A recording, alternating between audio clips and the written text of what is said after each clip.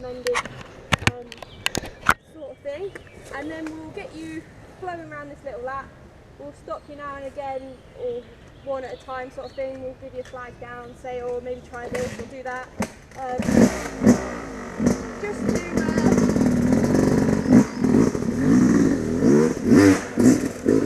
kind of make sure everyone's on a similar page and just to sort of cover the basics and such. The main thing with you standing up is you want to make sure that, I'm going to lean against a tree because that'll be easier. That'll make more sense, wouldn't it? So you want to make sure that nothing is too tired. You're not stressing one particular part of your body. So I always say you want to make sure you're stood quite straight. Your weight is central to the pegs. My knees aren't locked, but they're not bent either. They're just in that little crouch, making sure that obviously if you case something, if your knees are locked, it's going to kill. But also if you're crouched too much, your legs are going to get so tired so quickly.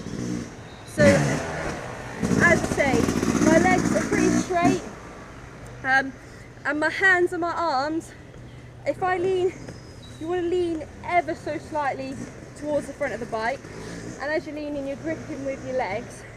And the reason for the slight lean is to just make sure your hands are nice and relaxed on the bars.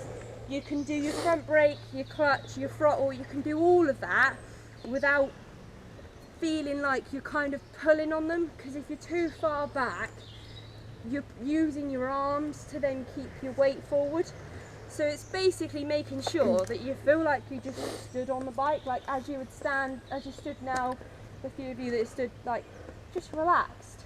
Relaxed is the most important thing, because as I say, too much gripping with your arms, like if it all goes a bit wrong, you end up pulling on the throttle, and then you end up right the way back here, and it can get worse and worse and worse until you sort of have a bit of a whiskey throttle moment. So as I say, nice and relaxed. My knees are slightly bent and my legs are hugging the bike as much as I feel comfortable. Like we try and teach people to grip with their legs, but obviously if you're not used to it, then you can get tired doing that as well. So it's just be aware of how you're holding yourself on the bike, how you're keeping your body in contact with it, and just incorporate that gripping each time you ride next, because if you try and do it all today, you'll be absolutely knackered. It's just something to think about.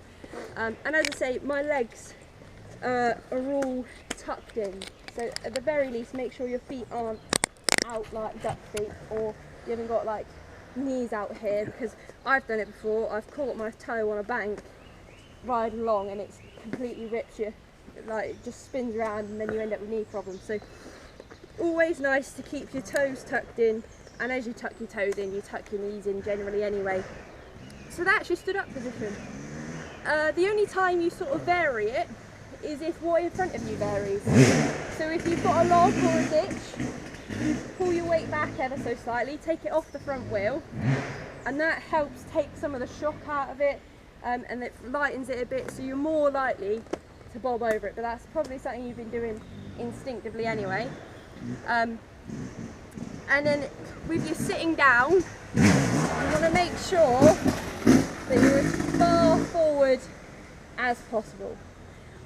Because obviously I've been saying to a couple of you, your front wheel is so important, and with your weight on the front wheel, it's doing what you want it to. As soon as your weight's back here, you drop your rear suspension because you've put all your weight in it.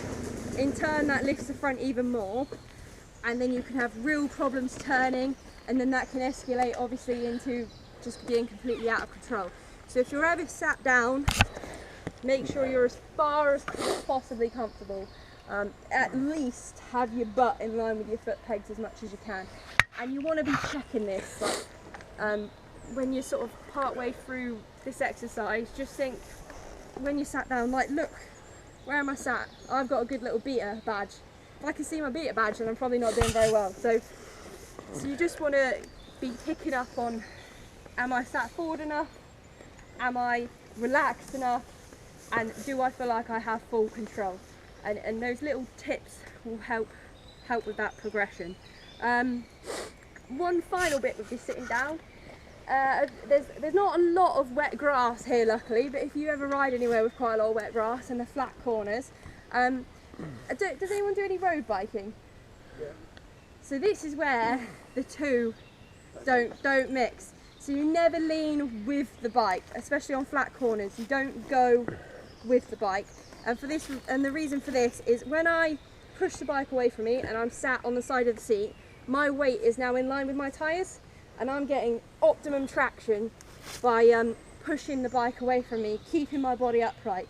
As soon as you start to lean with the bike in a corner, you're just pushing your tyres away from you, and especially on the flat slippery stuff, like if it was rainy today and you were trying to tuck in with the bars, you'd be sliding all over the shop. So you want to make sure that, as I say, you're using the side of the seat and you're just moving about. Even though you're sat down, don't think, now I'm sat, I'm not moving until I'm stood up again now. That's not the right thinking. You want to think, oh, do I just put one butt cheek on this side, or do I just tip it a bit with my foot pegs? Like, just now's the time to be trying things out. Like, if you're locking your heels in, does that feel comfortable? Are you struggling to get the back brake? Maybe think about, should I try the balls of my feet, or however feels comfortable. Cause like a little dance. Yeah, yeah. Now's the time to just test it out. Like, some people don't find it very comfortable. Obviously, different bike suspensions work differently. Like, it won't work for everyone. But the main thing is, you can't ride this track in exactly the same position everywhere. Every little bit, you've got to give it the respect it deserves, and stand or sit or position yourself how that section requires. So we'll rather than me going into much more depth, I think we'll just get you rolling, and me and Dan will shout at you, say, oh, maybe try this or do that, because some of you might already be doing it for years and others not so much. So it's a nice open little loop.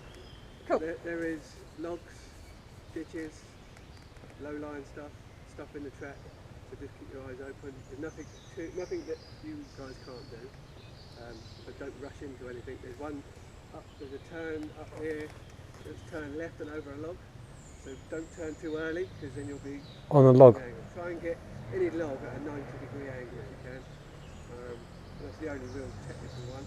The rest of it, you can either roll through the ditches, or you can do whatever you like, and we'll have a look. And yeah, we'll probably focus on this little ditch in a minute for those who feel like they might want to give it a go jumping, or who are struggling. If there's any one part of the track that you're like, I just hate it, I've come around this little loop and I don't want to ever do it again, then just say, and we can focus on that a little bit. So yeah, if there's anything you want to learn.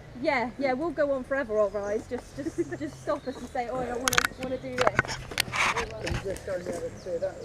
Yeah. Can I leave this here?